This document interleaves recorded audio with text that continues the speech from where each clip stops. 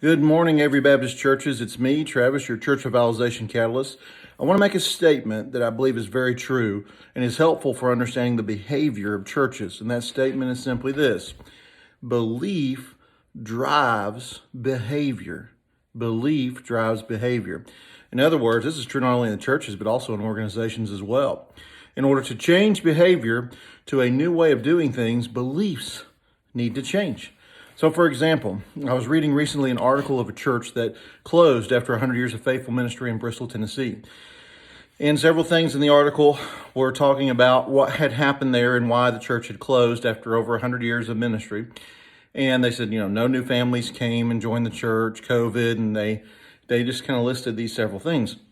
And then I began to think, I wonder what they truly believe, though. That's what they were saying. What do they believe? I remember once when I was in seminary, I pastored a church just north of Louisville, Kentucky, when I was working on my master's. And I remember when I had been called to another church away, they said, well, our job here is just to train new ministers for the kingdom. And so they acted according to that. They didn't necessarily see themselves as churches who were, as a church who was beloved by the Lord, who had a great commission calling, who needed to reach their area, the surrounding area, and love one another the way Jesus desired them to. They didn't believe that was their primary function. They believed their primary function was to train new ministers for gospel ministry. And while that may have been part of it, that wasn't the main focus.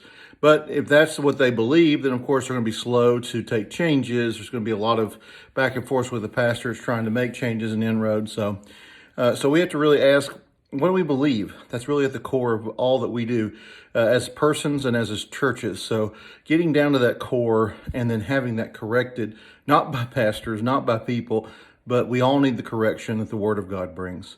So friends, please think through this and help your churches think through this and ask those tough questions. What do we really truly believe? Do we really truly believe the Word of God?